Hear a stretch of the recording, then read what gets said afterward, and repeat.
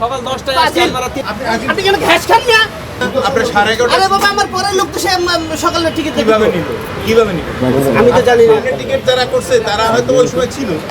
Aunty call সেই সকাল থেকে মানে আমরা 8টা থেকে এখানে দাঁড়ানো। ভাই আপনি বিষয়টা বুঝুন, আপনি 8টা না 9টা জানি না, কিন্তু আপনার সামনে যারা দেখছেন মানে কথাবার্তা স্টাইল দেখছেন, উনি জানে না।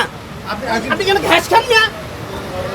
আপনি এত উত্তেজিত হয়ে তো কোনো রেজাল্ট দিতে পারবেন না। আপনি কথা পাবেন না মানে আমার এই বাচ্চাদের নিয়ে আসি তাই সকাল থেকে আপনি এখানে ঝামেলা করেন নালি।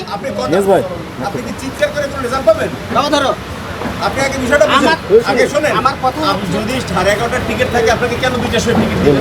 আমার প্রশ্ন তো সেটাই ভাই, কেন আমাকে দেয়া হলো? ভাই সেটা তো শেষ হয়ে গেছে দেখে আপনাকে পরে যদি 2টার সময় থাকে সেটা 2টার সময় দিবে। আপনার 11:30টার সময় টাকা রিফান্ড করেন, টাকা রিফান্ড করেন। টাকা নিয়ে কথা বলেন না, টাকা রিফান্ড করেন। সকাল 10টায় আপনারা 2টা শো দিলেন কেন? সকাল 8টার দিকে আসি, আমি 3টা দিন মানে কি আপনার আগে তো দর্শক থাকলে কি করবে? তাকে বাদ দিয়ে আপনাকে দিবে? ফাজলামি করেন খালি। টিকিটটা দেওয়া উচিত ছিল বোধহয়। কারণটা কি, সে তো সকালের ঠিক আছে, না পারলে সে সময় ম্যানেজ করে না পারলে যাবে না। না বুঝতে পারছি। ধরাই দিলে তো হবে ভাই না। ছোট বাচ্চাদের নিয়ে আমি 3টাতে ঢুকবো, আমি বিবেক বিবেচন আছে। বিবেক করে আর কি করব বলেন? বিবেক আরে বিবেক করে আপনার আগে আমি টিকিট কাটি না, আমার ছেলে টিকিট কাটছে, কিন্তু সে লাইনে দাঁড়াইছে।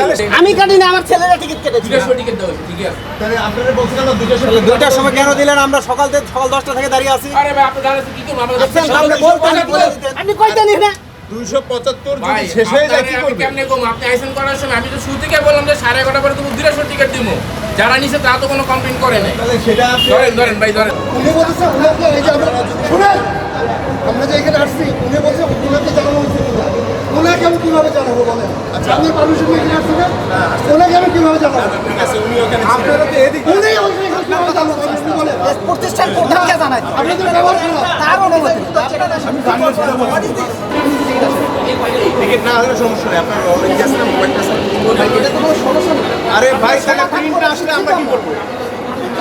আপনি টিকিট কাটুন, সেটা দেখান, আমাদের শেষে জায়গা আপনাকে দেখান। 11:30 সময় দেখতে পারি না, ঠিক আছে? টিকিট এখনো আসে নাই। এরপর আমি নিচে গেলাম, আমি ঢুকতে পারবো না। আপনি কাটছেন এখন লাগলো। এখন এডুকেশন গ্যালারিতে যাবো, টিকিটের প্রিন্টটা আসে না। এই এক্সিবিশন গ্যালারি আপনি আসেন তো। শুরু তো একটাই, আপনি ওটা দিয়ে ওটা দেখতে পারবেন। আরে সেটা তোমাকে বুঝাই বলবো। যেখানে 5 টিকিট আপনি সার্টিফিকেটটা ওটা নিয়ে আপনি ওটা দিয়ে আপনি কেটেছেন, আমি তো ক্লিয়ার আরে বলেছি। কথাটা শেষ করি না ভাই, আপনারা তো না বুঝতে চিল্লাই সিচুয়েশন ব্লটে করে আপনারা ওইটা টিকিট নাও আসে এক্সিবিশন।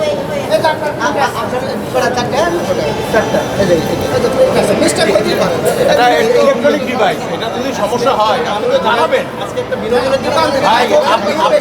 ভাই আপনি আপনার একা নিয়ে চিন্তা করেন না, আমরা চিন্তা করি 1000 নিয়ে। তো সুতরাং না না আপনি এই যে দেখেন আপনাকে তো সময় দিচ্ছি, ওনারাও কিন্তু এই বিষয়গুলো এই করতেছে। বেসিক্যালি আমাদের যে টিকিটটা যেখান থেকে সেল করা হচ্ছে ওইটার সাথে আমাদের সফটওয়্যার সিস্টেমটা, ওইখানে কম্পিউটারের যে সিস্টেমটা আছে ওইটার সাথে লিঙ্ক করা। আর এই সাইডে শুধুমাত্র ওইটা আসলে সিকিউরিটির রুম হিসাবে ওইটা ব্যবহৃত হচ্ছে। আর যে লাইনের কথা বলছেন, আমরা সাধারণত সবসময় চেষ্টা করি যে পাবলিককে সর্বোচ্চ যে সার্ভিসটা দিতে। আজকে যেটা হয়েছে, আমাদের সফটওয়্যার সিস্টেমটা কিছুক্ষণ সময়ের জন্য হ্যাং করছিল, যার কারণে আমাদের ওই সার্ভিসটা দিতে আধা ঘন্টার সময় আমাদের একটু মানে পরে দিতে হয়েছে।